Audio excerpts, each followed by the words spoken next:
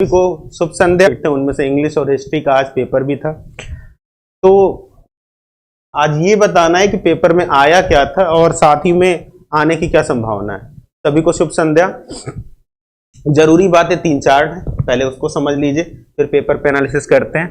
देखिए, हर 1-2 दिन में ये पेपर का एनालिसिस करने के लिए आपको मौका मिलता रहेगा। साथ में ये जानिएगा, जो भी आपको टॉपिक ना आते हो नीचे लिख भी दीजिएगा, सर ये वाला टॉपिक मुझे नहीं पता, तो साथ ही साथ ये भी बताते रहेंगे इस टॉपिक में क्या है या चीजें कैसी हो सकती हैं। चलिए अब देर नहीं करते, देखते हैं कि आज के पेपर में लगभग चीजें। देखो, वैसे सबसे पहली बात ये जान लो, बच्चों ने अपनी 150 क्वेश्चन रहते हैं, आप सभी बच्चों को पता ही है पहले से। तो जो बच्चे एग्जाम में सीबीटी मोड दे करके बाहर आते हैं, उनका दिमाग वैसे पेपर में ही उलझा होता है, सीधी सी बात है। तो वो बहुत कुछ नहीं बता पाते, जो बता पाते हैं उसी के आकलन पे टीचर बताता है। तो जरूरी नहीं कि एज इट इज आया हो, जहां पे जो प्रश्न मैं डिस्कस कर रहा हूं जरूरी नहीं कि एज इट इज ही वहां पूछा गया हो, लेकिन हाँ उससे रिलेटेड टॉपिक जरूर पूछे गए होंगे। आप सभी को शुभ संध्या। तो चलिए अब देर नहीं करते हैं, बताते हैं कि इसमें क्या क्या चीजें लगभग बच्चों ने बताई थी। आज देखिए, आज वैसे तो फर्स्ट शिफ्ट में इंग्लिश था, सेकेंड में हिस्ट्री था, और ये जो आकलन आपके सामने प्रस्तुत होगा वो मुख्यतः इंग्लिश के आधार पर होगा, क्योंकि हिस्ट्री वाले बच्चे अभी उतने जान ही रहे, फर्स्ट शिफ्ट वाले ही बच्चों का जो आकलन है वो आपको मिल पाएगा अभी। ठीक, तो चलिए फिर भी एक आइडिया लग जाएगा कि पूछ क्या रहा है। एक अच्छी बात है कि पेपर में बहुत सी नई चीजें नहीं आई हैं। सबसे अच्छी बात क्या है कि कोई बहुत बड़ा न्यू टॉपिक ऐसा नहीं जुड़ा हुआ है जो कि आप लोगों ने कभी ध्यान न दिया। ये एक अच्छी बात है, मतलब जो चीजें आप लोगों ने पढ़ी हैं उन्हीं के आधार पर आपको चीजें प्राप्त हो रही हैं। आवाज सब बढ़िया है। चलिए तो अब देखिए क्या क्या चीजें लगभग आई थी। देखो, एक चीज है कि पेपर में पहले तो हम चलते हैं लॉजिक से ही। लॉजिक तो इसलिए क्योंकि आप आसानी से इसको समझ पाएंगे। लॉजिक में इस बार बच्चों के फिगर और मोड वाले क्वेश्चन आ गए थे, जो 23 में नहीं आए थे, 22 में पूछे गए थे। 23 में फिगर और मोड मतलब आकृति अवस्था, हिंदी में इसको बोलते हैं आकृति और अवस्था। बहुत सिंपल सा क्वेश्चन आता है, जो बच्चों ने पढ़ा होगा उनको तुरंत याद आ जाएगा। जैसे वो युक्ति दे देगा, बताएगा आपको चुनना होता है कि ए आई तीसरी आकृति है या ए आई चौथी आकृति है। ये वाले प्रश्न पूछे थे। ये एक बड़े आसान प्रश्न होते हैं और साथ में आपको तुरंत नंबर मिल जाता है। एक अच्छी बात तो ये रही है। दूसरा, इस बार भी आपका क्वेश्चन फैलेसी से बना, यानी कि तर्क दोष से। तर्क दोष में अनौपचारिक तर्क दोष आया था, पाश्चात्य वाला, लेकिन तर्क दोष में एक अच्छी चीज क्या है, वो नए वाले तर्क दोषों पे ज्यादा फोकस कर रहा है। नए वाले मतलब जैसे रेड हेरिंग, इनको जरूर पढ़ लीजिएगा फिर से। स्लिपरी स्लोप, बाकी तो आप जानते ही पुराने, लेकिन नए वालों को जरूर पढ़ लीजिएगा। स्लिपरी स्लोप, स्ट्रॉ मैन, शायद यही स्ट्रॉ मैन ही पूछा भी हुआ था ये वाला इस बार, तो इनको जरूर देख लेना साथ में। और साथ में आप लोग को बैड वैगन वगैरह, बैंड वैगन वगैरह एक बार देख लेना, ठीक है। Red herring, slippery slope, straw man, bad wagon पुराने आप जानते हैं, तो कोई दिक्कत उतनी नहीं होगी। इसके अतिरिक्त लॉजिक में आपके फैलेसी आया। हाँ, न्याय दर्शन से क्वेश्चन वैसे ही बने थे, यानी कि प्रमाण, न्याय दर्शन में प्रमाण से जुड़े क्वेश्चन आए हैं। जैसे बच्चे बताए, उन्होंने कहा कि सर उपमान प्रमाण वाला प्रश्न बना था। तो एक चीज ध्यान देना, उपमान का अगर प्रश्न बन रहा है तो आगे के पेपर में अर्थापत्ति और अनुपलब्धि के प्रश्न आपको जरूर मिलेंगे। इस पर थोड़ा ध्यान से पढ़ लेना, अर्थापत्ति और अनुपलब्धि, क्योंकि प्रत्यक्ष शब्द तो आप आसानी से पहचान लेते हैं और अनुमान, तो अर्थापत्ति अनुपलब्धि को भी बार जरूर देख लेना, ठीक है। क्लियर हो गई बात? ठीक, चलिए तो लॉजिक में अभी मुझे 2-3 क्वेश्चन जो पता चले वो यही थे, इसलिए बिल्कुल परेशान मत होना। और बाकी 1-2 क्वेश्चन जो आए होंगे वो 100% AEIO से बाय होंगे, तो उसमें आपको दिक्कत नहीं है। अगर आपने पढ़ लिया है तो बिल्कुल करके आएंगे। नेक्स्ट, DI के विषय में हम इसलिए नहीं कुछ कह सकते क्योंकि DI मैंने 1-2 बच्चों से जिनसे पूछा, उन्होंने कहा सर ठीक थी, और कुछ बच्चे कहे सर समय नहीं मिला हम सॉल्व नहीं किए हैं, और कुछ बच्चों ने कहा सर थोड़ी कठिन थी। तो अब इसका अनुमान हम लगा ही नहीं सकते कि भाई DI थी कैसे, लेकिन अगर 2-3 बच्चे ठीक कह के आ रहे हैं तो DI बहुत कठिन नहीं रही होगी। समय की समस्या कई बार आती है, तो एक बात ध्यान देना, समय को विशेष ध्यान दिया करो कि हमको करना है जल्दी जल्दी। चलिए, बहुत अच्छी बात है। अगर समझ में आता है तो ईश्वर करे आप सभी जेआरएफ हो जाए। नेक्स्ट, अब ये तो मैंने डीआई के लिए बताया। मैथ में बहुत कुछ बदलाव नहीं आया। प्रॉफिट लॉस आज भी वैसे ही पूछा जा रहा है, कोई दिक्कत नहीं है। साथ में देखो, जब प्रॉफिट लॉस पढ़ लो तो टाइम और डिस्टेंस के भी क्वेश्चन जरूर पढ़ लिया करो, ये एग्जाम में आपके मिल जाएंगे। साथ ही साथ रीजनिंग में मैथ रीजनिंग साथ ही है, तो सीरीज अभी भी आ रही है, सीरीज को आना छोड़ा नहीं गया है, बस सीरीज का थोड़ा बहुत पैटर्न चेंज हुआ है। स्क्वायर क्यूब वाली सीरीज छोड़ करके बाकी सीरीजें भी अब आने लगी हैं। सबको शुभ संध्या। तो इसमें प्रॉफिट लॉस के क्वेश्चन, ट्रेन या डिस्टेंस के क्वेश्चन, साथ में सीरीज आई थी, तो ये बहुत ज्यादा कठिन पोर्शन नहीं रहा है, यानी कि मैथ और रीजनिंग जो आप पढ़ के जाएंगे उसी टाइप के क्वेश्चन थे, तो इतनी दिक्कत नहीं होगी। अगर आपकी प्रैक्टिस है तो आप आसानी से कर लेंगे। इसके अतिरिक्त हाँ, शिक्षण और रिसर्च में सबसे अंत में बताऊंगा। शिक्षण रिसर्च इसलिए क्योंकि उसमें कुछ नई चीजें आपको इंक्लूड करानी है कि भाई क्या क्या चीजें और पढ़ के जाओ। इसके आगे आपको हाँ, हायर एजुकेशन सेक्टर में, ये सेक्टर हमेशा से इंपॉर्टेंट रहा है। उच्च शिक्षा, ये नंबर बढ़ाने वाला सेक्टर है। तो उच्च शिक्षा में आपका क्या पूछा है वो समझ लो। देखो, उच्च शिक्षा को आप दो भाग में बांट के वैसे ही पढ़ते हो, लेकिन इस बार के पेपर में अभी तक अंग्रेजों के काल के आयोग से प्रश्न बना है, मतलब अंग्रेज के जमाने में जो आयोग बने हुए थे उनसे प्रश्न बना है। और जब स्वतंत्र हुआ भारत, मतलब आरंभिक स्वतंत्रता वाले क्वेश्चन बने हैं। मतलब भारत 1947 से स्वतंत्र हुआ, उसके बाद 1970 तक के जो आरंभिक आयोग बने हुए हैं, इनसे क्वेश्चन थे। वैसे कोठारी आयोग का ही प्रश्न था, जहां तक बच्चे की समझ थी कोठारी आयोग का ही प्रश्न था, तो कोई दिक्कत नहीं होगी। ठीक है, लॉजिक में प्रमाण समझा दीजिए, बिल्कुल बता दे रहे हैं। ठीक है, लॉजिक में प्रमाण हम बता देते हैं और फैल्सी वगैरह जितनी कोशिश करते हैं बता देंगे। तो अभी जो क्वेश्चन आए वो अंग्रेजों के काल के आयोग से आए हुए हैं। तो अंग्रेजों के काल के आयोग देखने के साथ साथ आप प्राचीन शिक्षा जरूर देख लेना, क्योंकि अगर ये क्वेश्चन बन गया है तो आगे प्राचीन शिक्षा से बनने की संभावना है।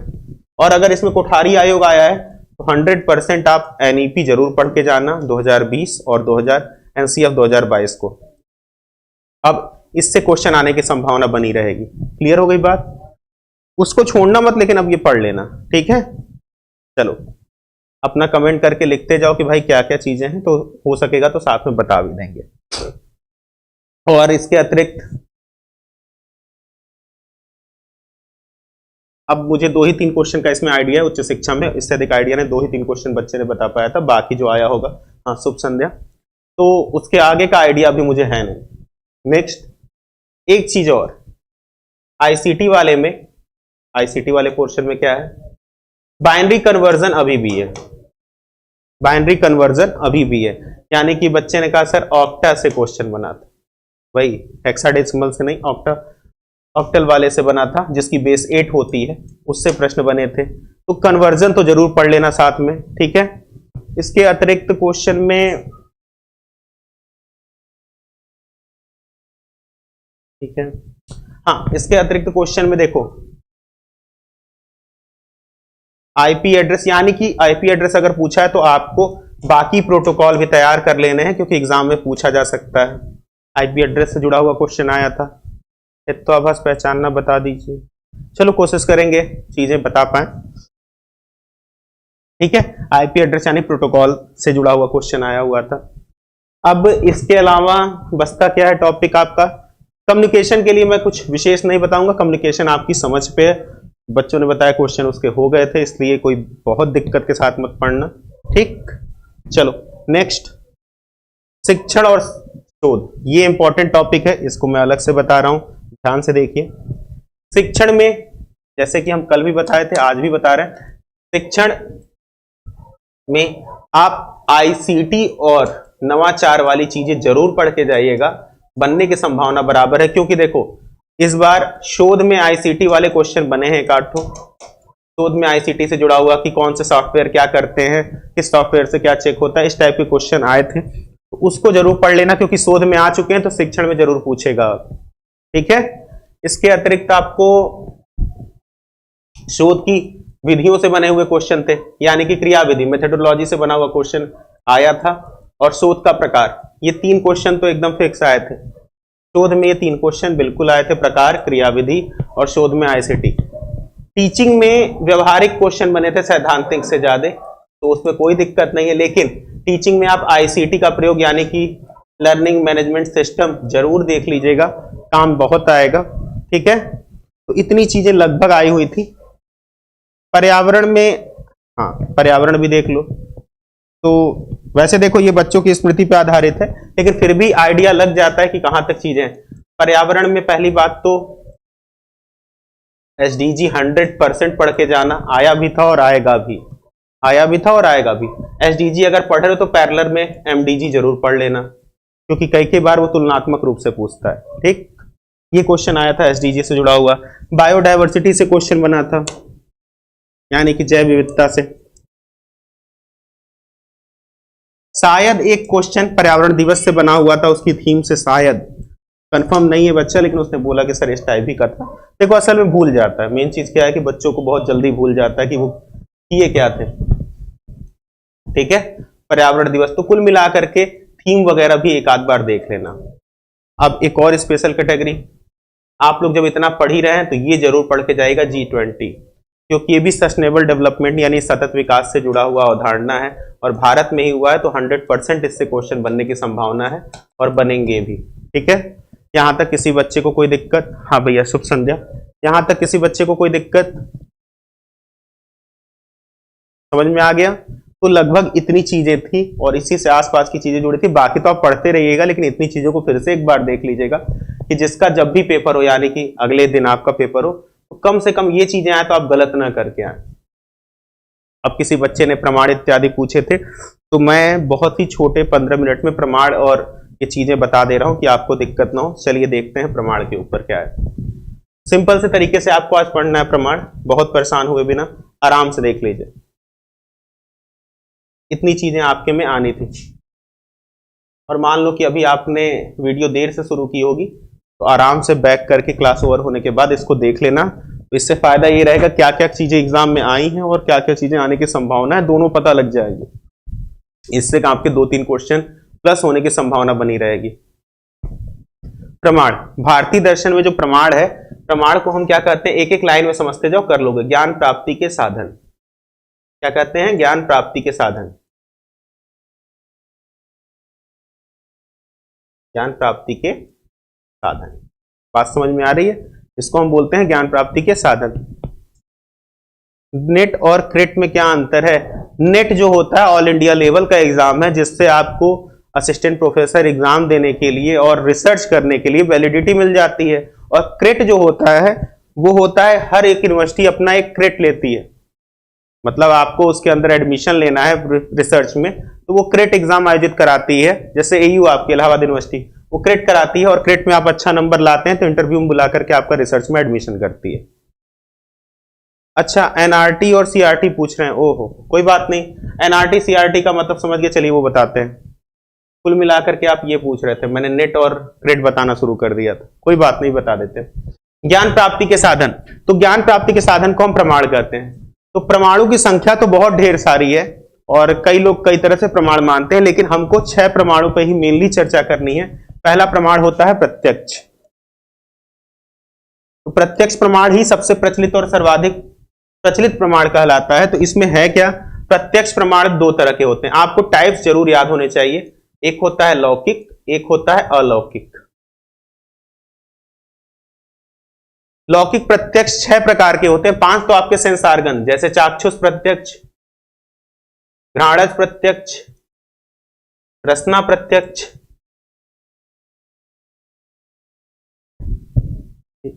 श्रवण प्रत्यक्ष, स्पर्श प्रत्यक्ष, और एक होता है 6 सेंस जिसे आप बोलते हैं मानस प्रत्यक्ष। तो लौकिक प्रत्यक्ष होते हैं 6 टाइप के, क्लियर? और जो अलौकिक प्रत्यक्ष है वो 3 तरह के होते हैं, सामान्य लक्षण, ज्ञान लक्षण और योग लक्षण।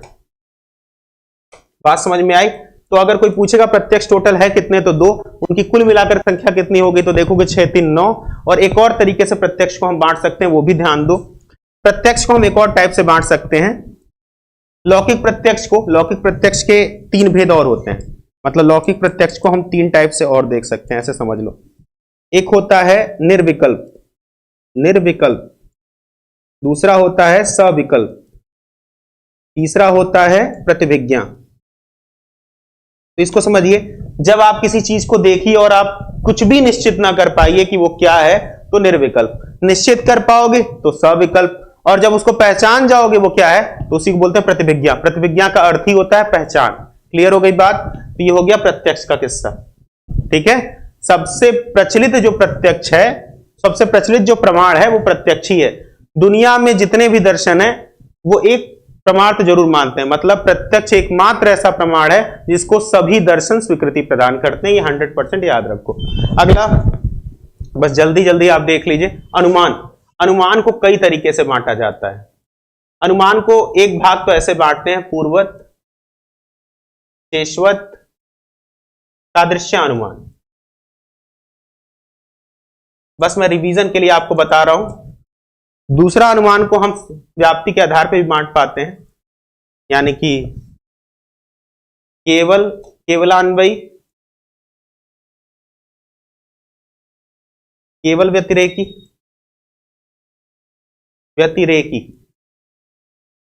अन्वय व्यतिरेकी। इसको पहचानना बहुत आसान है। देखो, केवल अन्वय तब होता है जब स्टेटमेंट सकारात्मक हो। सारे वाक्य अगर सकारात्मक है, पूछे कौन सा अनुमान है तो केवल अन्वय, शुभ संध्या। अगर एक स्टेटमेंट नकारात्मक टाइप के स्टेटमेंट है तो केवल व्यतिरेकी।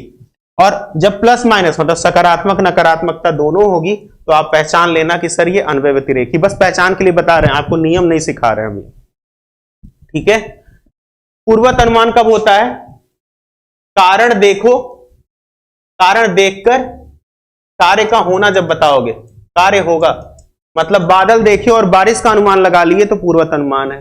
और जब कार्य हो चुका हो, कार्य घटित हो और कारण बताओ, कार्य घटित हो चुका है और कारण बताओ। जैसे जमीन गीली थी, उसको देख करके सोचे कि रात में बारिश हुई होगी तो शेषवत। सादृश्य अनुमान दो चीजों के बीच समानता या तुलना पर आधारित होता है, समानता या तुलना पर आधारित होता है। ठीक है, क्लियर हुई बात? यहां तक समझ में आ गया? अब अनुमान को हम दो रूपों में और देख सकते हैं। अनुमान दो तरह से होता है। जब हम स्वयं के लिए सोचते हैं, मतलब अनुमान तो आप स्वयं के लिए भी करते हैं और दूसरों के लिए भी। जब स्वयं के लिए अनुमान करते हैं, जैसे मैं जाकर के क्या पढ़ाऊंगा ये स्वयं सोच रहा हूं, तो ये होगा स्वार्थानुमान। मतलब जब स्वयं के लिए अनुमान करेंगे तो उसको हम बोलेंगे स्वार्थानुमान।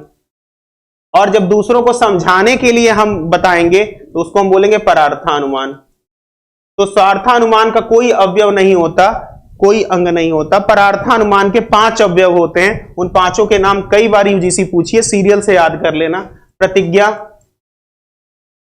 हेतु, प्रतिज्ञा के बाद हेतु, हेतु के बाद उदाहरण, उदाहरण के बाद उपनय, उपनय के बाद निगमन या निष्कर्ष। यही इसके 5 अवयव हैं। क्रम से याद करना, प्रतिज्ञा, हेतु, उदाहरण, उपनय और निगमन। ये किसके अंग है? तो परार्थानुमान के।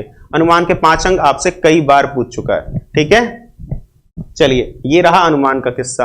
और हाँ, एक और बात, अगर आपसे पूछेगा ईश्वर को जानने का साधन या ईश्वर को जानने वाला प्रमाण कौन सा है, तो अनुमान 100% ईश्वर की अस्तित्व का प्रमाण है।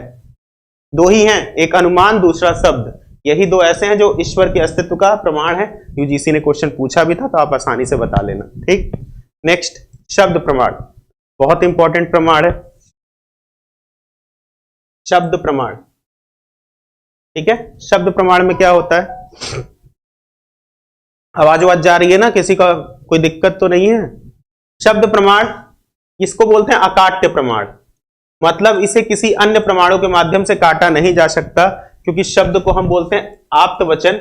मतलब एक बात समझिए, जो चीज कोई महापुरुष बोल के चला जाए वो शब्द प्रमाण है, जो हमारे धर्म ग्रंथों इत्यादियों में लिखा हो वो शब्द प्रमाण है। यानी कि कोई महापुरुष बोले वो शब्द हैं, और जो हमारे धर्म ग्रंथ इत्यादि बड़ी किताबों में लिखा है वो शब्द हैं। ये नहीं कि हम और आप जो बोल रहे हैं इसको हम शब्द प्रमाण के अंतर्गत ऐसे नॉर्मली नहीं ले सकते। ठीक, तो शब्द प्रमाण अकाट्य प्रमाण माना जाता है। इससे भी ईश्वर के अस्तित्व को सिद्ध किया जा सकता है।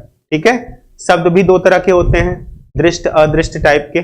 तो ये ऐसा प्रमाण है जिसे अन्य प्रमाणों से खारिज नहीं किया जा सकता, इसको हम अकाट्य प्रमाण कहते हैं। ठीक है, चलो अब आते हैं उपमान पर। उपमान वो सारे बच्चे समझ सकते हैं जिन्होंने क्लास 10th में उपमा अलंकार पढ़ा हो। ठीक है, किसी प्रसिद्ध वस्तु से, किसी प्रसिद्ध या प्रस्तुत वस्तु से, समझ लीजिए, किसी प्रसिद्ध या प्रत्यक्ष या प्रस्तुत वस्तु से। ठीक है, किसी प्रसिद्ध, प्रत्यक्ष या प्रस्तुत वस्तु से हम जब किसी अप्रसिद्ध मतलब कम प्रसिद्ध या अप्रत्यक्ष या अप्रस्तुत वस्तु के विषय में ज्ञान प्राप्त कर लेते हैं तो उसको हम बोलते हैं उपमान। चलिए, अच्छी बातें बना लीजिए। तो कैसे, जैसे मान लो तुम लोगों ने, गाय आपके लिए प्रसिद्ध है क्योंकि आप सबने देखी है, ठीक, लेकिन आपसे कोई कहे, जब नील गाय आपने ना देखी हो तो बोले जैसे तुम्हारी गाय है, जंगल में जाओगे अगर ऐसा कोई पशु दिखेगा तो समझ जाना वो गाय नहीं नील गाय है। यानी तुमने गाय के माध्यम से, यानी किसी प्रसिद्ध चीज के माध्यम से उस अप्रसिद्ध यानी नील गाय के विषय में जान लिया तो अपने आप समझ लेना वो उपमान प्रमाण है। क्लियर, चलो बेहतर है। नेक्स्ट, अर्थापत्ति। यहां तक समझ में आ गया होगा उम्मीद करते हैं। अर्थापत्ति देख लो जल्दी से। अर्थापत्ति कहने का मतलब ही है नए अर्थ की उत्पत्ति। अर्थापत्ति कहने का मतलब ही है नए अर्थ की उत्पत्ति, नए अर्थ की उत्पत्ति। अब ये होती कैसे है? मान लो मेरे पास दो विकल्प थे किसी बात को करने के लिए। जैसे मान लो एग्जाम आ गया आपका, या तो तुम पढ़ोगे या तो नहीं पढ़ोगे। ठीक, तो हम कहते हैं तुम नहीं पढ़ोगे, एक ऑप्शन काट दिए, यानी कि तुम केवल पढ़ोगे, मतलब एक ऑप्शन काट दो, एक ही बचेगा। जैसे वही पुराना एग्जाम्पल जो यूजीसी देती रही है, देवदत्त मोटा है, वह दिन में नहीं खाता। देखो मैंने एक ऑप्शन काट दिया, वह दिन में नहीं खाता। देखो देवदत्त मोटा है, मोटा होने का राज होता है खाना खाना, लेकिन वो दिन में नहीं खा रहा है। इसका मतलब है कि हम स्वयं से एक नया अर्थ गढ़ लेंगे, वह रात में खाता होगा, वह रात में खाता होगा। जब हमारे पास एक विकल्प कट जाए, हम उससे एक नया अर्थ बना ले, वो ऑटोमेटिक कहलाता है अर्थापत्ति। समझ में आ गई बात? इस तरह की चीजों को हमेशा समझ लीजिए, एग्जाम में कई तरह के ऑप्शन आते हैं, उतना ध्यान देना।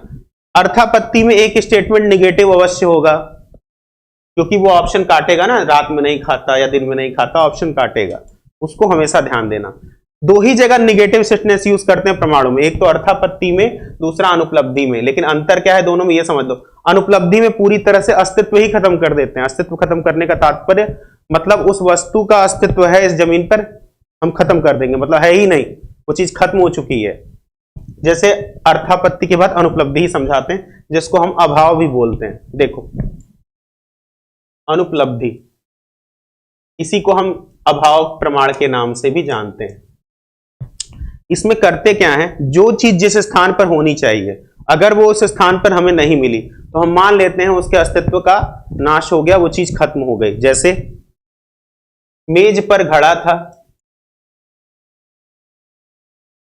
आज नहीं है। अब ध्यान दो, अगर अस्तित्व ही खत्म कर दोगे तो अनुपलब्धि होगा, अगर अस्तित्व है तो वो अर्थापत्ति टाइप से हो जाएगा। ठीक, ये हमेशा थोड़ा सा ध्यान देना। मेज पर घड़ा था, आज नहीं है, अतः वह फूट गया, अतः वह फूट गया। फूटने का मतलब उसका अस्तित्व समाप्त हो गया। अगर अस्तित्व समाप्त करोगे तो अपने आप समझ लेना अर्थापत्ति ही होगा और कोई प्रमाण नहीं है। यहां तक क्लियर हो गया? अब जल्दी से कमेंट करके बताओ, मैंने प्रमाण बता दिया, अब क्या जानना है? जल्दी जल्दी कमेंट करके बताइए, जल्दी जल्दी बताओ।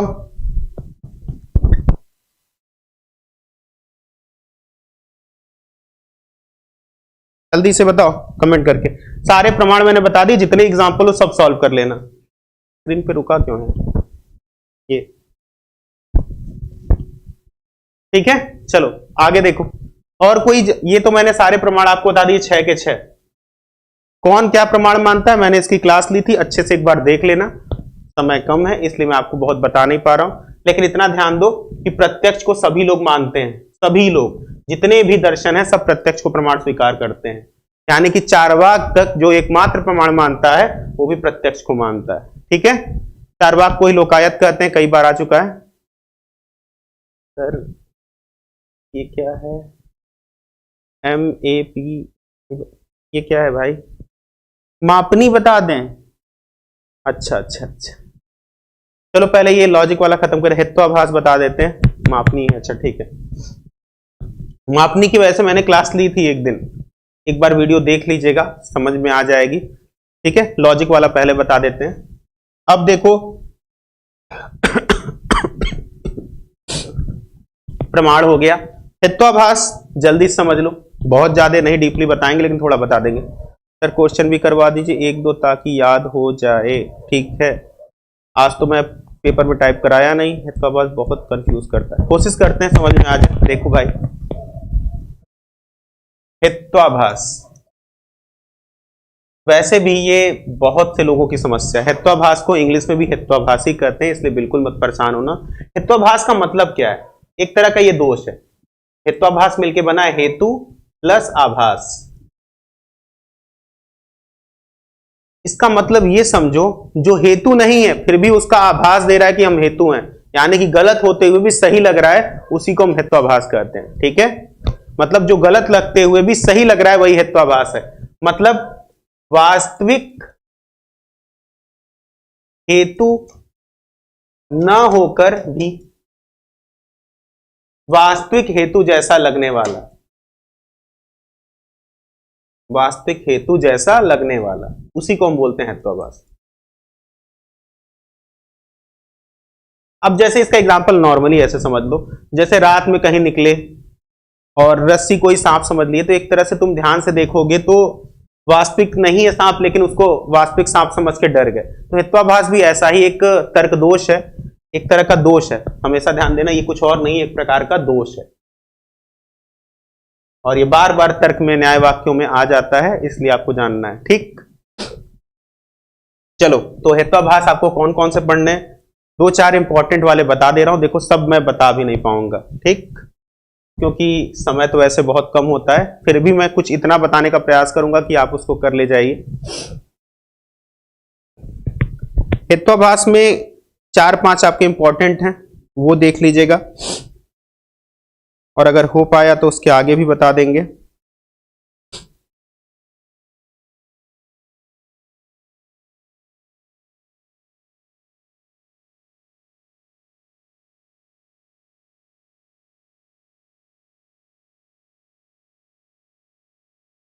आईसीटी भी बतानी है, अच्छा चलो भाई कोशिश करते हैं, जितना कवर कर पाएंगे आपको बता देंगे। वैसे आईसीटी तो आप लोगों ने पढ़ी होगी ना, मैम ने आप लोग को आईसीटी यहाँ पे ही पढ़ाया होगा, पढ़ तो लिए ही होगी उम्मीद करते हैं एक बार।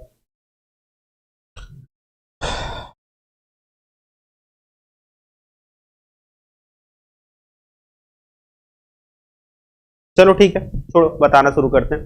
देखो हेत्वाभास में पहला है असिद्ध। असिद्ध हेत्वाभास कहने का मतलब ही है कि हम हेतु को गलत सही तो तब मानेंगे ना जब उसका साध्य ही हो। देखो हेत्वाभास पढ़ने के लिए दो चीजें थोड़ा सा ध्यान देना, साध्य और हेतु। हेतु जिसका कारण होगा, मान लो ये कार्य है, साध्य का मतलब कार्य है, हेतु का मतलब कारण है। एक चीज मुझे बताओ, जब कोई कारण तो हम तभी खोजेंगे ना जब कोई कार्य हुआ हो, और जब कार्य ही ना हुआ हो तो कारण खोजेंगे नहीं।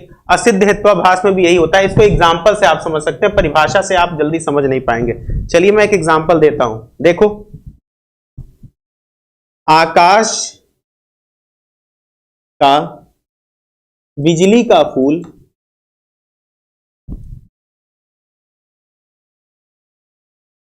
बहुत सुगंधित है।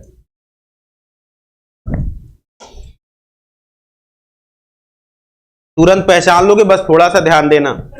यहां पर फूल देखो बहुत सुगंधित है, तब ना चेक करोगे जब आकाश में कोई बिजली का फूल खिलता होगा। बात समझिए, यहीं पे आकाश में बिजली का कोई फूल खिलेगा तब ना उसकी सुगंध चेक करोगे।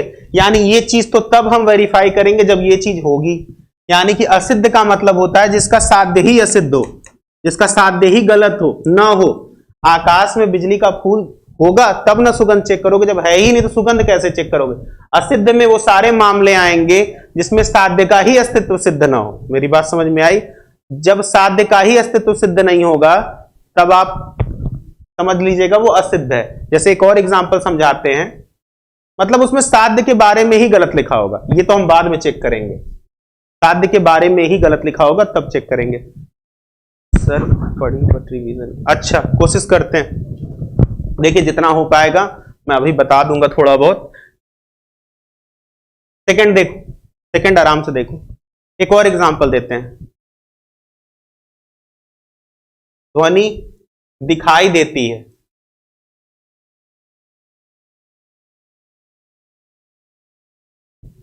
क्योंकि वह शाश्वत है। अब एक चीज बताओ, ध्वनि की शाश्वतता तो हम तब न चेक करते जब वो ध्वनि दिखाई देती, यही गलत दिया हुआ है। यानी असिद्ध कहने का मतलब है जो साध्य है वही गलत दिया होगा। हाँ, बिजली का फूल जिस तरह नहीं होता उसी तरह ध्वनि दिखाई भी नहीं देती, इसीलिए किस प्रकार के हेत्वाभास है, असिद्ध है। तो ये चीजें थोड़ा ध्यान देना, हो सकता है हूबहू एग्जाम्पल ऐसा ही कुछ बन के आ जाए तो आसानी से टिक लगा के चले आना, असिद्ध। क्लियर है बात? मैं सारे हेत्वाभास नहीं पढ़ाऊंगा, कुछ जो ऐसे हेत्वाभास है जो आसानी से हम आपको समझा सकते हैं वो चीजें बता देंगे। वेस्टर्न लॉजिक की तो ढेर सारी क्लास है, एक बार आप लोग देख लीजिए, क्योंकि इतना चीजें एक साथ बताने में थोड़ी समस्या आती है, फिर भी कोशिश करते हैं जितना हो सके बता देते हैं। नेक्स्ट चलिए, अगला एक और हेत्वाभास होता है जिसको विरुद्ध बोलते हैं। ये सबसे आसान और समझने में सबसे सरल हेत्वाभास है, विरुद्ध। तो विरुद्ध को समझने का मतलब समझ लो, जो स्टेटमेंट लिखा होगा उसमें दो बातें आपस में क्या होंगी, अपोजिट होंगी। विरुद्ध को समझने का सबसे सिंपल सा फंडा, जो भी स्टेटमेंट लिखा होगा उसमें दो बातें अपोजिट होंगी, आप तुरंत समझ जाएंगे कि ये विरुद्ध की ही बात कर रहा है। देखो कैसे, एग्जांपल से समझो, ज्यादा आसानी से कर लोगे। देखो आराम से, आग ठंडी है क्योंकि वह जलती है। आप आसानी से कर लोगे 1 सेकंड के अंदर की ये विरुद्धी हेत्वाभास है, ध्यान से पढ़ लो। ध्वनि नहीं दिखाई देती, बिल्कुल सही बात, इसीलिए वो असिद्ध था। आग ठंडी है क्योंकि वह जलती है, यहीं पे कंट्राडिक्टरी शो करने लगी ना, या फिर ठंडी से जलने का भी कंट्राडिक्टरी शो कर रहा है ना। अगर जहां पर भी विरोध दिखने लगे, आंख बंद करके आप टिक लगा के आना कि सर विरुद्ध हेत्वाभास था, बिना डाउट के हम करके चले आए। बात समझ में आई बात? जैसे एग्जाम्पल समझो, मनुष्य अमर है क्योंकि वह मरता है। बहुत आसानी से कर लोगे, मर रहा है या अमर है, अपने आप अपोजिट सेंटेंस समझ में आ जाएगा। इसमें बिल्कुल किसी बच्चे को डाउट नहीं होता, बच्चे कर लेते हैं। क्लियर? समझ में आई बात? समझ में आ गया सारे बच्चों को? चलिए थोड़ा सा और आगे बढ़ते हैं। विरुद्ध के पश्चात एक और हेत्वाभास है जो कई बार आ जाता है तो लोगों को थोड़ी दिक्कत आती है, अनैकांतिक। उसका नाम है अनैकांतिक। अनैकांतिक का मतलब जो एकमात्र कारण न हो। अनैकांतिक का मतलब एकांतिक का न होना, यानी कि जो एकमात्र कारण न हो। हेत्वाभास समझना, वैसे देखो मैं सामान्य भाषा में समझा तो दे रहा हूं, लेकिन आप जब भी किसी किताब में हेत्वाभास पढ़ोगे आपको समझ में नहीं आएगा। आग ठंडी, हाँ बिल्कुल आग ठंडी नहीं होती, इसीलिए वहां पे वो दिक्कत है। अनैकांतिक का मतलब है एकमात्र कारण न होना। जैसे एग्जाम्पल समझाते हैं, आ जाएगा। आप सभी मनुष्य हैं क्योंकि आपके पास आंखें हैं। क्या आंखें होना ही मनुष्य होने का प्रमाण है? आंखें तो जानवरों के पास भी होती हैं, यानी कि एकमात्र कारण ये नहीं है। लेकिन मैं अगर ये बोला होता आप सभी मनुष्य हैं क्योंकि आपके पास बुद्धि है, तो आप 100% कहते सर आप सही बोल रहे हैं, क्योंकि बुद्धि होना एकमात्र कारण है मनुष्य होने का। ठीक है, कोशिश करते हैं कि जो जो चीजें बता पाएंगे बता देंगे। देखो इधर जैसे एक एग्जाम्पल लिख रहे हैं, उसके पास सींग है अतः वह बैल है। आप समझ पा रहे होंगे यहां अनैकांतिक दोष कैसे लगेगा। इसने बोला उसके पास सींग है, तो क्या केवल सींग होना ही बैल होने की निशानी है? सींग होने से हिरन नहीं हो सकते, सींग होने से अन्य जानवर नहीं बन सकते, सींग होने से गैंडे नहीं बन सकते, यानी कि एकमात्र कारण हम सींग नहीं मान सकते कि वो बैल हो जाए। समझ में आ गई बात? हाँ, कहने का मतलब है एकमात्र कारण अगर होता तो हम लगा देते टिक, लेकिन अगर इसके अलावा भी कारण है वो दूसरे को प्रूफ कर दे तो समझ लेना कि वहां पे अनैकांतिकता की बात कर रहा है। क्लियर हो गई बात? समझ में आ गया? अब ये 3 हेत्वाभास ज्यादा आते हैं तो मैंने तीनों बता दिए। बाकी अगर आपको किसी और हेत्वाभास में दिक्कत हो या बाकी चीजें हो, याद आ रहा हो कि सर ये वाला भी बता दीजिए, तो कमेंट लिख देना, मैं बता दूंगा, ठीक है। और वेस्टर्न लॉजिक में कौन सा पोर्शन नहीं आ रहा है वो बता दो, तो एक और टॉपिक में बता देता हूं, ठीक। वेस्टर्न लॉजिक में जो पोर्शन ना आ रहा हो वो पूछ लो तो मैं तुरंत बता दूंगा। पूरी वेस्टर्न लॉजिक तो आपको ऐसे पढ़ा नहीं सकते, आप जो टॉपिक बताएंगे मैं बता दूंगा तुरंत। जल्दी जल्दी बताइए, अपनी समय सीमा के अंदर जल्दी जल्दी बताते जाइए तो मैं आपको बता दूं।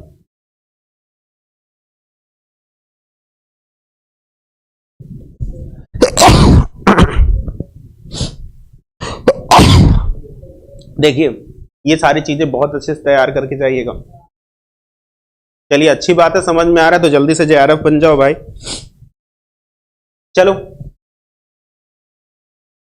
आ रहा है, अच्छी बात है, तो जल्दी से बताइए और कोई टॉपिक जो आपको लग रहा हो कि चीजें की जा सकती हैं आसानी से, वो चीजें पूछ लो तो हम बता दें, ठीक है। जल्दी जल्दी देख के बताइए।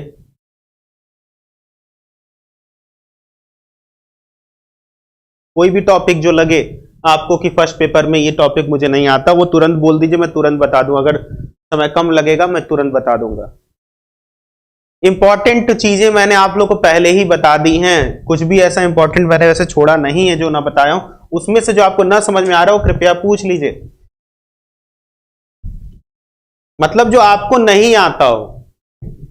AEIO वाले बता दीजिए। चलो भाई AEIO को थोड़ा सा बता देते हैं। देखो AEIO में सबसे पहले सत्य असत्य की श्रेणी पूछता है, मैंने कल भी समझाया था चार्ट बना करके, अगर वो कर लोगे तो कर ले जाओ। हायर एजुकेशन बता दें, चलो देखो क्या क्या हो सकता है भाई। AEIO पहले समझा देते हैं। देखो AEIO का मतलब सारे बच्चे वैसे नॉर्मली जान ही रहे हो कि 4 प्रकार के तर्कवाक्य होते हैं। इसका मतलब होता है सभी यानी कि ऑल, इसका मतलब होता है कोई नहीं यानी कि नन, इसका मतलब होता है कुछ यानी कि सम, और इसका मतलब होता है कुछ नहीं यानी कि सम नॉट। सम नॉट ये चीज आपको पहले से पता है, ठीक। सर एग्जाम 12 तारीख को है ज्योग्राफी सब्जेक्ट का, लेकिन मेरा एडमिट कार्ड ओपन नहीं हो रहा है। एडमिट कार्ड अभी ओपन नहीं होगा, आपको केवल एग्जाम सिटी वगैरह पता चल पाएगी। एडमिट कार्ड आपके एग्जाम के 2-3 दिन पहले ओपन होगा या 4 दिन पहले, ठीक है। अभी एडमिट कार्ड ओपन नहीं होगा, आप कृपया 8-9 तारीख को एक बार चेक करिएगा, 8-9-10 के बीच में, तो हो सकता है आपका एडमिट कार्ड ओपन हो जाए। और अगर एडमिट कार्ड ओपन नहीं हो रहा है तो उसके बारे में बकायदे एक जानकारी है, सुन लीजिए ध्यान से। एडमिट कार्ड जिनका ओपन, मान लीजिए कि आपका एग्जाम 12 को है और 11 को भी ओपन, मतलब 10 को भी ओपन नहीं हो रहा है आपका एडमिट कार्ड, तो NTA नेट पे, NTA नेट गूगल पे डालिएगा, NTA नेट गूगल पे डालिएगा तो पहली जो साइट आएगी उसको क्लिक करिएगा, उसमें एक लिखा आएगा कि एक नोटिस आएगी, पहली वाली जो नोटिस आएगी जिसमें लिखा होगा कि सेंटर अलॉटमेंट वाले या सिटी वाला, ऐसी कोई नोटिस आएगी। उसमें नीचे एक नंबर दिया होगा कि किसी भी दिक्कत के लिए उस पर ईमेल कर दीजिएगा। तुरंत आप अपना एप्लीकेशन नंबर लिख करके ईमेल कर दीजिए, वो तुरंत आपको बता देंगे कि सर क्या दिक्कत है आप में या फिर कब इश्यू होगा। क्लियर? तो इसके लिए बिल्कुल मत परेशान होइए, ठीक है। ठीक है, और बताइए जल्दी से, इस तरह की दिक्कतों से आप बच जाएंगे।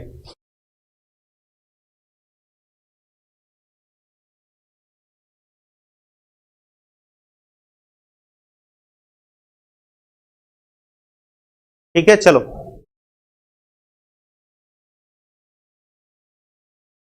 अब कुछ बच्चे इसमें NRT कल आर्या कॉलेज, अच्छा देखो ये बाद में पूछ लेना भाई किसका किसका है किसका किसका नहीं है, इसके लिए मत परेशान हो। चलो अब एक बच्चे ने NRT और CRT पूछ दिया है, एक होता है मानक संदर्भित, एक होता है निकट संदर्भित। फटाक से देख लो, ये भी बता दे रहे हैं। चलो NRT CRT देख लो। अच्छा पहले ये देख लो AEIO को, ये 4 होते हैं, इनमें सत्यता असत्यता की श्रेणी पूछता है, वो निकालने का तरीका मैंने कल भी समझाया था, आज भी बता दे रहा हूं कि आपसे अगर पूछ लिया कि A के सत्य होने पर क्या होगा, असत्य होने पर क्या होगा, तो आपको करना क्या है। ठीक है चलिए अच्छी बात है। जो भी दिक्कत हो निसंदेह पूछ लीजिए इस समय, और अच्छा रिजल्ट वगैरह लेकर के आप लोग आइए, जरूरी बस यही है। तो इसमें इस तरह का 16 खाने बना लेना, फिर से देख लो, यहां पर टी लिखना, कैपिटल कैपिटल कैपिटल टी लिखते जाओ, एक क्रॉस, इधर आपको क्या लिखना है, capital F capital F capital F, लिख लिया क्रॉस में। इतनी बात आप तुरंत समझ गए होंगे। कैपिटल टी के बगल में स्मॉल एफ लिखते जाइए, कैपिटल एफ के बगल में स्मॉल टी लिखते जाइए, कैपिटल टी के बगल में स्मॉल एफ लिखते जाइए, कैपिटल एफ के बगल में स्मॉल टी लिखते जाइए। नीचे के खाने जो 4 बचेंगे उसमें डाउटफुल भर लीजिए, जिन बच्चों को बनाना नहीं आया वो रट ले, कोई दिक्कत नहीं। इतना अगर बन जाएगा फिर आपको दिक्कत नहीं होगी, यहाँ पे ए लिख लो, यहाँ ई लिख लो, यहाँ आई लिख लो, यहाँ ओ लिख लो। अब चाहे जो भी वो ट्रू फॉल्स पूछेगा आप एक बार भी गलत नहीं करेंगे। चलो अच्छी बात है, समझ में आता है तो बहुत अच्छी बात है। ईश्वर करे आप लोग परीक्षा में जल्दी जल्दी सफल हो जाए। देखिए ए ई आई ओ पहचानने के लिए, अब मान लो ए को पूछेगा ट्रू है तो बाकी 3 के साथ क्या होगा, तो देखो एक हमेशा कैपिटल वाले से ही चेक किया जाता है ट्रू फॉल्स। ट्रू है तो ई क्या हो जाएगा, तो कहोगे सर ई फॉल्स हो जाएगा। आई क्या हो जाएगा, तो कहोगे सर आई ट्रू हो जाएगा, जो लिखा है बस वही हो जाएगा। ओ क्या हो जाएगा, तो बोलोगे सर फॉल्स हो जाएगा। समझ में आ गई बात, क्लियर है। एनटीए नेट गूगल पर ईमेल भी देंगे, एनटीए नेट गूगल पर ईमेल क्या है भाई, चलो मुझे सुनने वो पता चल जाएगा। वैसे एक चीज परेशान हुई, अभी एडमिट कार्ड नहीं निकलेगा, निकलेगा वही 10 तारीख या 9 तारीख को, क्योंकि वो 2-3 दिन पहले ही देते हैं, सिटी अलॉटमेंट पहले बता देते हैं, ठीक। तो उसको एक बार देख लीजिएगा, फिर भी हो तो एक बार तुरंत ईमेल करके अपना जान लीजिएगा कि क्या दिक्कत है, स्टेटस। अगर ए फॉल्स होता तब क्या करते, ए फॉल्स कैपिटल में कहां है, यहां पर है, तो इसी को चेक करना। ई क्या हो जाएगा, डाउटफुल, आई क्या हो जाएगा, डाउटफुल, ओ क्या हो जाएगा, ट्रू। समझ में आ गई बात। कुछ भी पूछे आप इस टेबल से बता सकते हैं ट्रू फॉल्स के बारे में।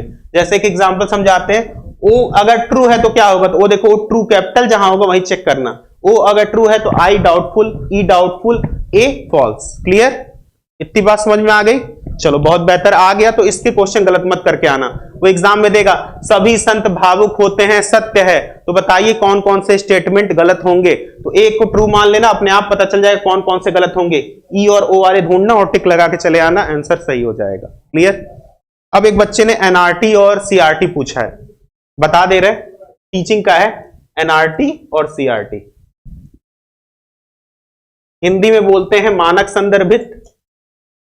ये मैंने अपनी कक्षा में पढ़ाया भी था, इसकी वीडियो भी 15 मिनट की है, फिर भी बता दे रहे हैं, मानक संदर्भित और निकष संदर्भित। ये बस 1-2 सेकंड में आपको समझ में आने वाली चीज है, इसमें बिल्कुल मत परेशान होना कि मानक संदर्भित क्या होता है, निकष संदर्भित क्या होता है।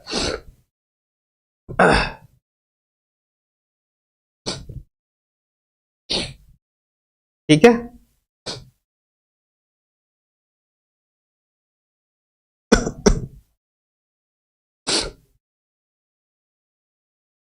चलो अच्छी बात है। इसमें और कुछ टॉपिक हो जल्दी बता दो।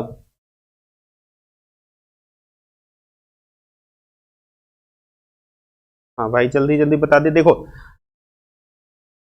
जब हम इसको मिटा देते हैं, एनआरटी में क्या होता है, जब नॉर्म होते हैं, और ये सीआरटी देखो इसमें क्या होता है, तुलना होती है पूरे समूह के आधार पर। मतलब एक छात्र की तुलना पूरे समूह के आधार पर की जाती है। जैसे आपकी तुलना करनी है तो आपके साथ जितने पेपर दे रहे हैं उसके साथ हम आपकी तुलना करने बैठ जाएंगे। समूह के आधार पर जब तुलना करते हैं, मतलब आपका जो परफॉर्मेंस है उसकी जो उसका कंपेयर कर रहे होंगे। अरे एग्जाम में डरना ही नहीं चाहिए, ये तो बेकार सी बात है। कौन सा ऐसा इतना महान एग्जाम, सोचो 10 लाख बच्चे दे रहे हैं भाई, 10 लाख बच्चे, जब वो नहीं डर रहे हैं तो तुम इकलौते कहां डर रहे हो। ठीक है, तो इसलिए डरने वाला कोई चीज होती ही नहीं है। चलिए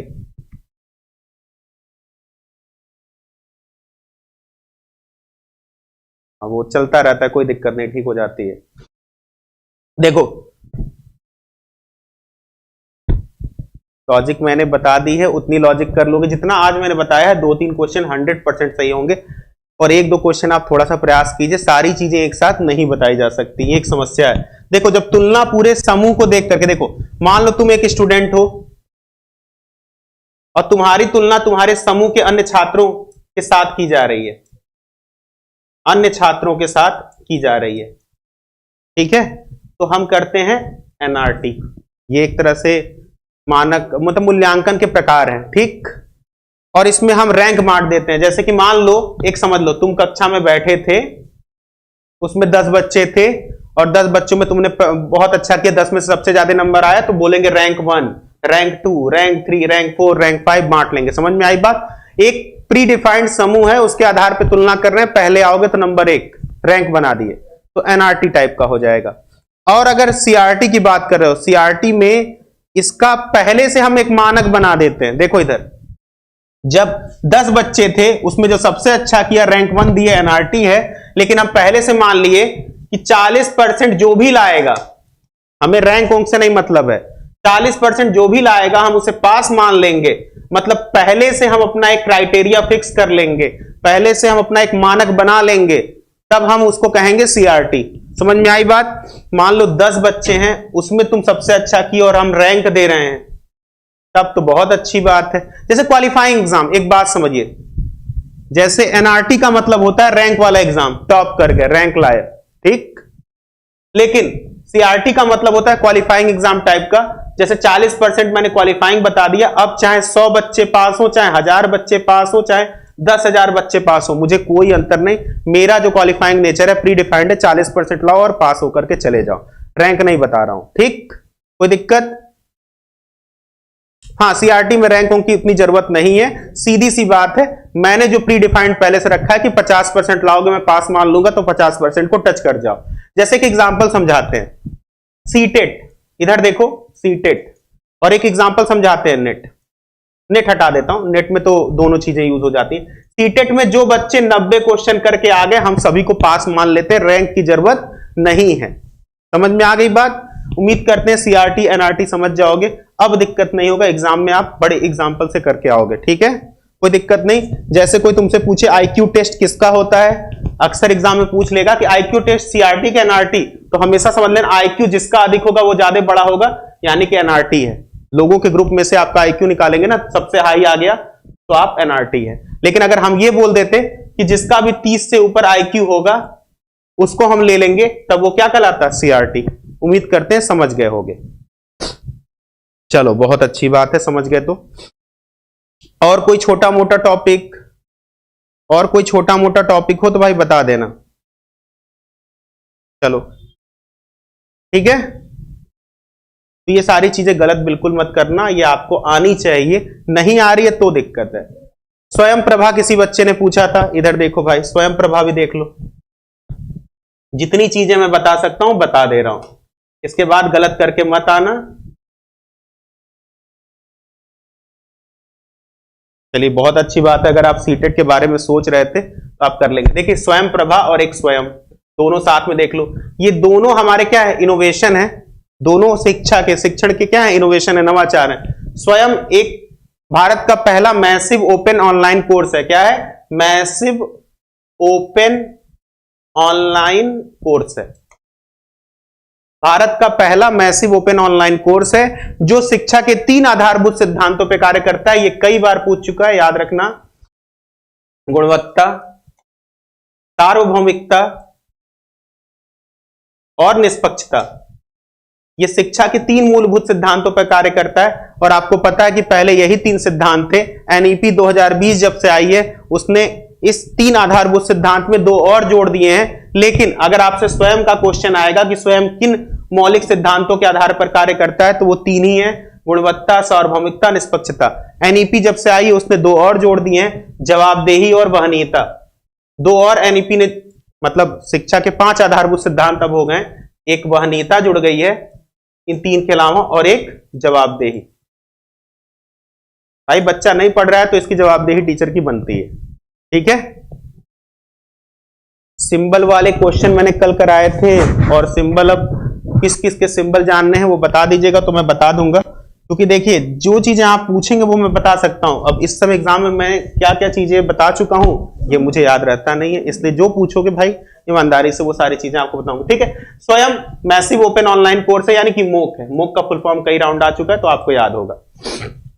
ये 3 आधारभूत सिद्धांतों पर कार्य करता है। स्वयं में जो कुछ भी पढ़ाई होती है, 9 से लेकर के पीजी तक की पढ़ाई होती है, टोटली फ्री है, बस एक ही समय पैसा लगता है, मैंने आप लोगों को बताया था। जब आप इस पे कोर्स करेंगे और सर्टिफिकेट प्राप्त करने का प्रयास करेंगे तो सर्टिफिकेट के लिए कुछ थोड़ा सा शुल्क लगता है। स्वयं एक ऑनलाइन पोर्टल है, आपको पता ही है, बस एक ही जगह पैसा लगता है, ठीक। और इस पे क्लासें कैसे चलती हैं तो आप लोगों ने समझा था, वीडियो लेक्चर, फिर सॉफ्ट कॉपी में नोट्स मिलती है, फिर आपका पेपर लिया जाता है और फिर आपका डिस्कशन होता है। वो चरण भी देख लो स्वयं में कैसे पढ़ाई होती है।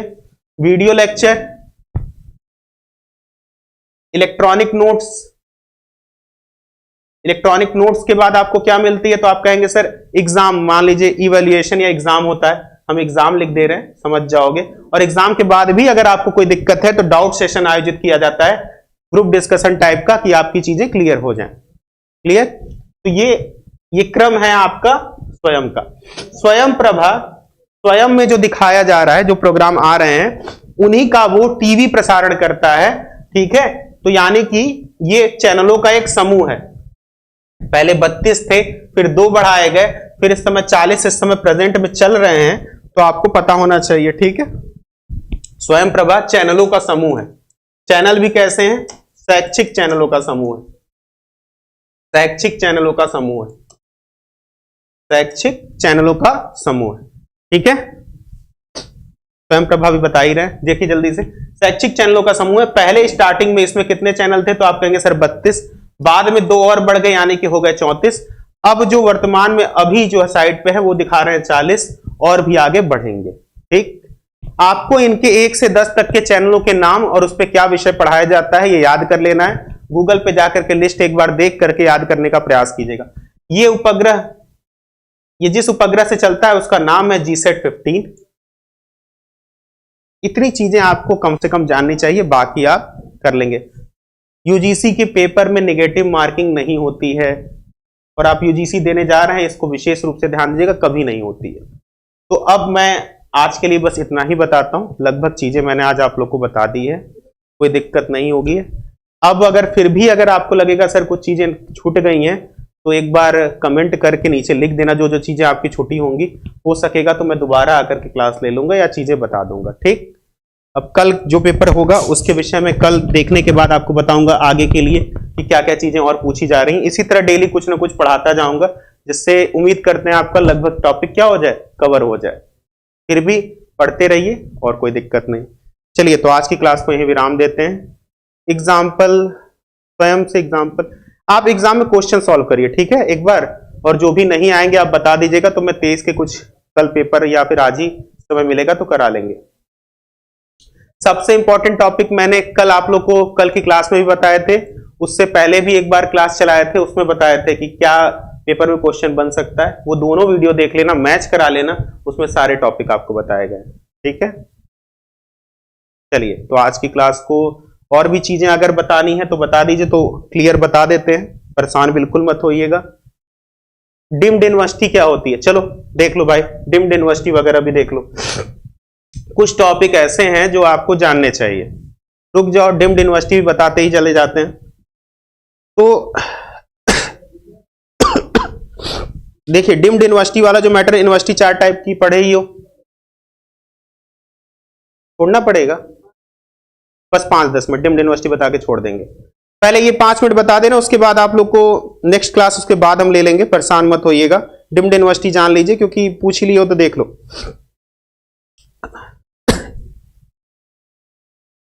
देखो चलो अच्छा बता देते हैं, नॉर्मल देखो, क्लास 5 बजे तो रेगुलर चलती है, इसके अलावा भी अगर हो सकेगा तो चलेगी। देखो पहले यूनिवर्सिटीज में एक होती है सेंट्रल यूनिवर्सिटी, एक होती है आपकी स्टेट यूनिवर्सिटी, ठीक है, एक होती है आपकी डिम्ड यूनिवर्सिटी, और एक होती है आपकी प्राइवेट कॉलेज यूनिवर्सिटी वगैरह वगैरह, ठीक। तो जो सेंट्रल यूनिवर्सिटी है उनकी संख्या इस समय 54 हो गई। स्टेट की संख्या पूछता नहीं, मत परेशान हो। डिम्ड क्या होती है, कुछ ऐसे प्राइवेट कॉलेजेस होते हैं जो शिक्षा के क्षेत्र में बहुत अच्छा कर रहे होते हैं, ठीक है, जो शिक्षा के क्षेत्र में बहुत अच्छा कर रहे होते हैं। तो होता क्या है, सरकार या यूजीसी, कुल मिला के आप समझ लीजिए यूजीसी, सरकार बाद में करते हैं। तो यूजीसी करती क्या है इनके साथ, बहुत बहुत धन्यवाद चाय के लिए, बहुत जरूरत थी।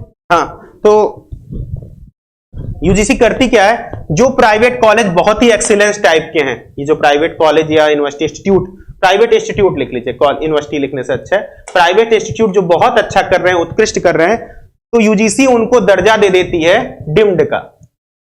यूजीसी उनको दर्जा दे देती है डिम्ड का। अब डिम्ड का दर्जा देने से लाभ क्या है वो भी समझ लो।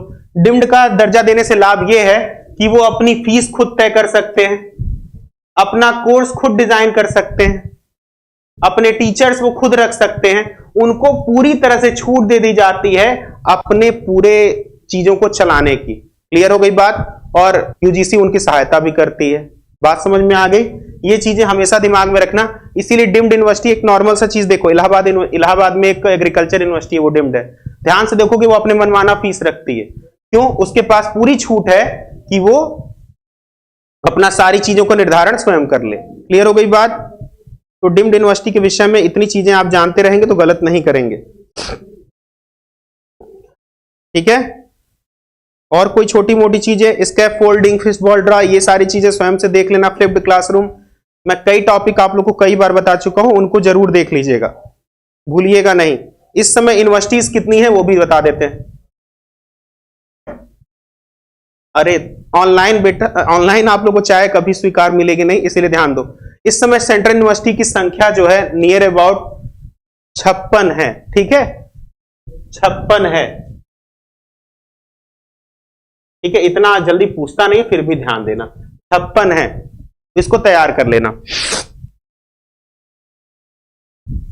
डिम्ड यूनिवर्सिटी एक प्रावधान है, यूनिवर्सिटी 12B के अंतर्गत आती है, इसको याद कर लेना। जो डिम्ड यूनिवर्सिटी आती हैं वो एक धारा है 12B, इसके अंतर्गत आती है कुछ। ठीक है, तो ये याद रखना, अक्सर मिलाने को आ जाता है कि डिम्ड यूनिवर्सिटी 12B धारा के अंतर्गत आती है, तो बोलना हाँ सर आती है, कोई दिक्कत नहीं है, इसमें बिल्कुल परेशान मत होना। डिफेक्ट, टेक्निक वगैरह वगैरह ये सारी चीज देख लेना। सर एजुकेशन ही बता दीजिए। अब देखिए 6 बज चुका है, अगली क्लास लगने वाली है, इसलिए आप लोग बाकी चीजें बाद में पढ़ पाएंगे। हो सकेगा तो मैं इसके बाद अगली क्लास ले लूंगा, 7 बजे हो सकता है ले लूं, तो एक बार चेक कर लेना 7 बजे भी अगर टाइम मिला तो मैं ले लूंगा। आज की क्लास को यहीं पे फिर विराम देते हैं, आप लोग पढ़ते रहिए। बाकी चीज यूनिवर्सिटी रैंकिंग मैंने पढ़ा दी है, आप लोग एक बार टीचर्स एकेडमी वाले पे, यूजीसी एकेडमी पे तो है ही, टीचर्स एकेडमी पे आप जाकर के सर्च करेंगे शिवम सर फर्स्ट पेपर, तो प्लेलिस्ट में पढ़ा होगा। क्लियर। चलिए, तो आज की क्लास को यही समाप्त करते हैं और सभी को अग्रिम शुभकामनाएं। धन्यवाद।